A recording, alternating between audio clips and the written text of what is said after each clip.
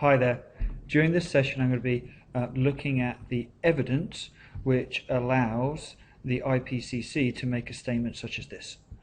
Their statement, which was made in 2001, said, "In the light of new evidence and taking into account the remaining uncertainties, most of the observed warning over the last 50 years is likely to have been due to the increase in greenhouse gas concentrations."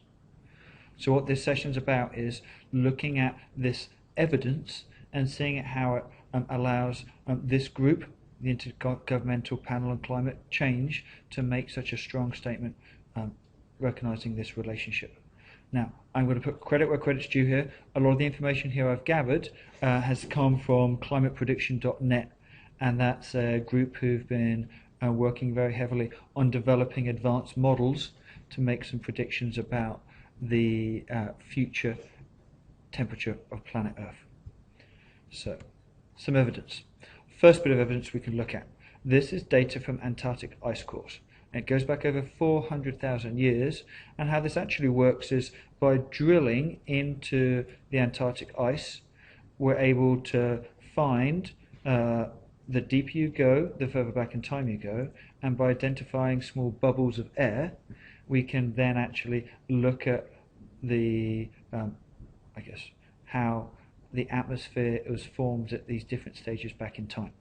So that means the furthest they can go back is 400,000 years, and they can look at a couple of things. They can look at the bubbles of air and look at some other features to be able to work out both the temperature and the amount of carbon dioxide in the atmosphere at that time. Now, as we can see here, there is a seemingly close correlation between the temperature and the amount of carbon dioxide in the atmosphere. These two things are seen to correlate. Okay. Now, this is by no means definitive evidence. Okay. It's just a piece of evidence which we can use and we can take into consideration. But there does seem to be a relationship between the amount of carbon dioxide and the temperature of planet Earth. If we look a little bit more closely, if we think back to periods, glacial periods, we notice during the glacial periods there tends to be a level of about 200 parts per million of CO2, whilst the warm interglacial periods we see the CO2 levels rising to about 300 parts per million. So it's felt that there's a strong correlation between the amount of carbon dioxide and the overall global temperature. So now if we look in more detail at the last 150 years, this is actually data taken from two places. Again, Antarctic ice-filled circles, and then more direct monitoring, which is the open circles. This is from the Mauna Loa Observatory. So this is looking at data over the last 150 years. Again, we can see that over the last 150 years, since the start of the Industrial Revolution, we can see an increase in the amount of carbon dioxide. Now, it's recognized that during this period of time, the amount of carbon dioxide produced due to the industrialization of man has increased, and this clearly shows that it's causing a build-up in the atmosphere. Now, again, it has to be noted that there have previously been increases in the amount of carbon dioxide in the atmosphere, and that's seen when we look at the bigger picture from the ice core data. But again, this bit of evidence clearly shows that as man has increased his production of CO2, also there's been an increase in CO2 in the atmosphere. So this counts as another piece of evidence for us to consider. Some more data to look at. This looks at the overall temperature of near surface temperature over land over the last 100 years.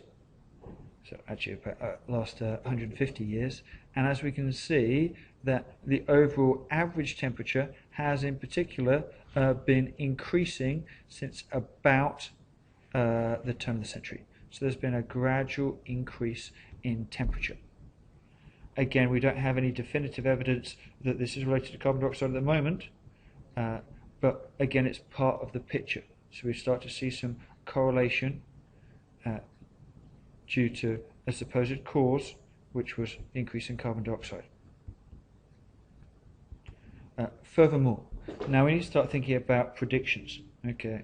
Now, even in 1896, where there were predictions that by increasing the amount of CO2 in the atmosphere, it would cause an increase in surface temperature. Okay. So this was just based on the fact that they recognized that CO2 absorbed heat radiation and the basic ideas of global warming. Now, this was an early prediction, but again, what we can see is that this prediction, based on a scientific cause, which would be global warming and the increase of carbon dioxide, seems to be relating to the data of the increase in temperature. And that in turn relates to the amount of carbon dioxide building up in the atmosphere. Further evidence. Now, the computers allow us to model some situations. And what we can do is we can use computer modeling to work out what we think is going to happen due to our understanding of global warming and various other issues. And what we can see is that our modeling in each one of these examples seems to be similar to the observations which have been taking place. So what that means is that our models appear to be correctly predicting the weather cycles, and as our models continue, they seem to indicate that there's going to be increasing global warming. So what we're saying is that the models, based on the facts we've got, have been shown to successfully describe what has happened, and therefore we believe that they'll successfully describe what's happening in the future, which is an increase in global warming. Conclusion here. Final statement.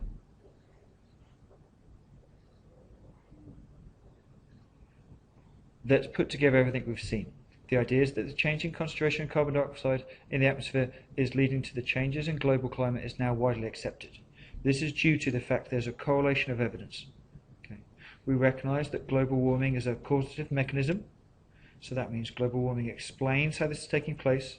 The correlation shows that there's an increase in carbon dioxide, and the predictions which have been able to, modelling we've been able to do, have fitted this description over the last 100 years.